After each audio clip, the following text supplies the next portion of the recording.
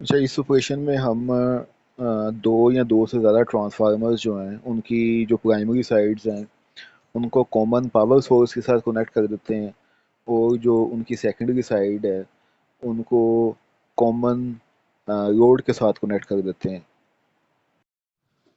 चलिए अब देख लेते हैं कि इसकी हमें ज़रूरत क्यों पेश आती है। क्या बेनिफिट्स हैं इसके जिसकी वजह से हमें ट्रांसफार्मर्स को पैरेलल में कनेक्ट करना पड़ता है।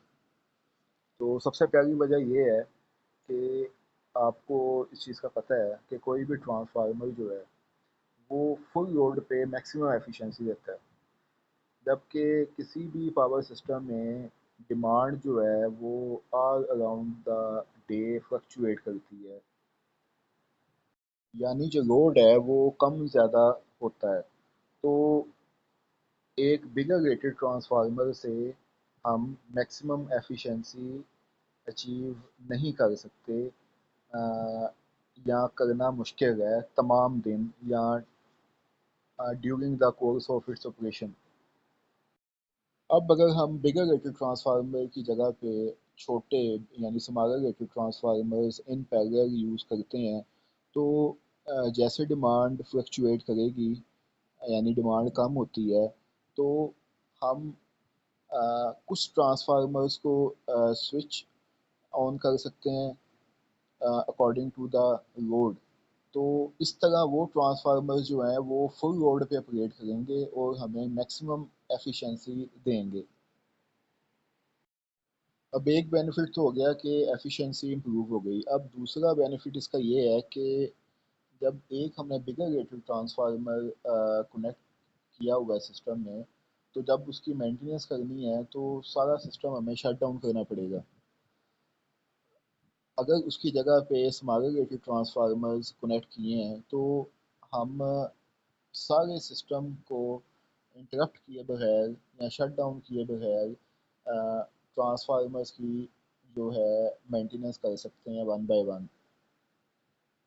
इसी तरह अगर बिगर रेटेड ट्रांसफार्मर कनेक्ट है एक सिंगल, तो उसमें किसी किस्म का फॉल्ट आता है तो सारा सिस्टम जो है वो शट डाउन हो जाएगा, पावर सप्लाई इंटरप्ट हो जाएगी। अगर उसकी जगह पे छोटे स्मॉल रेटेड ट्रांसफार्मर कनेक्टेड हैं तो जिसमें फॉल्ट आया उसको हम सिस्टम से आइसोलेट करके उसको ट्रबल शूट कर सकते हैं, जबकि जो आपकी पावर सप्लाई है वो इंटरप्ट नहीं होगी, ऑपरेशन आपका चलता रहेगा। इसके अलावा इन फ्यूचर अगर डिमांड बढ़ती है तो हम मज़ीद छोटे ट्रांसफार्मर्स सिस्टम में ऐड करके उसको जो है मीट कर सकते हैं। अगर बिगर रेटेड ट्रांसफार्मर होता है तो आपको पता है कि उसको उसकी जो है उसके अंदर हम कोई मॉडिफिकेशन नहीं कर सकते।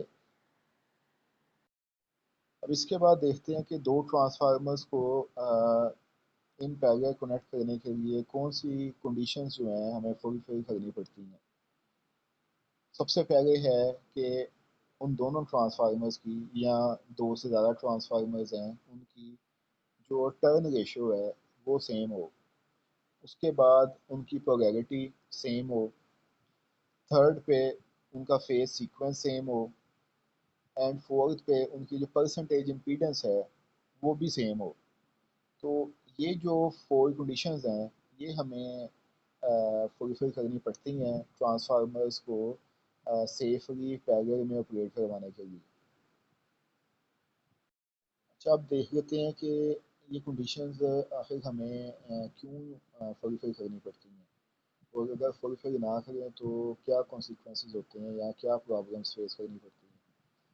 तो अगर दो ट्रांसफार्मर्स हमने जो कनेक्ट किए हैं उनकी टर्न रेशियो सेम नहीं है, तो आपको पता है कि उनकी जो सेकेंडरी वाइंडिंग्स हैं उनमें जो वोल्टेज इंड्यूस होगा वो डिफरेंट होगा।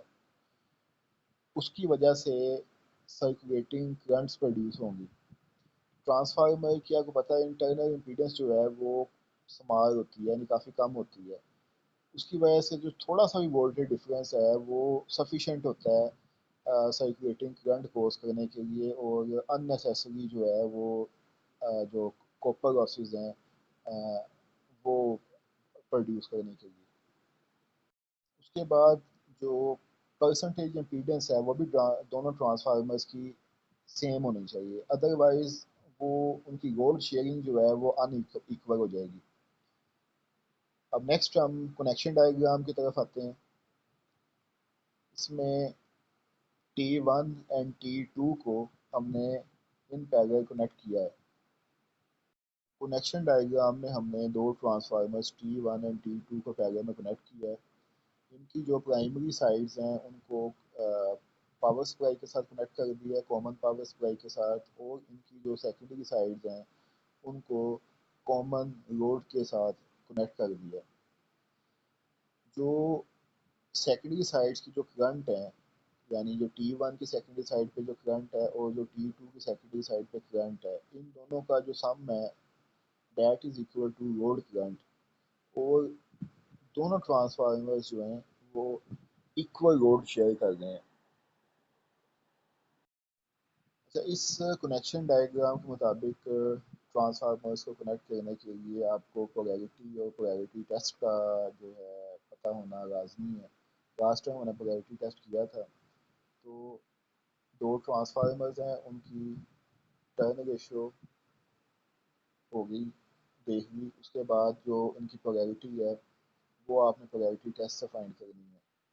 देन आप जो है इस कनेक्शन डायग्राम के मुताबिक आप ट्रांसफार्मर्स को कनेक्ट कर सकते हैं। नेक्स्ट जब यूनिवर्सिटी ओपन होगी और लेबॉर्ट्री हमारी एक्सेस में होगी, देन हम इनको कनेक्ट करके प्रैक्टिकली देख लेंगे। तो ये हमारा यहाँ पे पैरेलल ऑपरेशन जो है उससे रिलेटेड ख़त्म होता है यहाँ पे। इससे रिलेटेड कोई आपको क्वेश्चन है तो आप पूछ सकते हैं। और नेक्स्ट हम जो है वो संपन्नर टेस्ट उसको देखेंगे।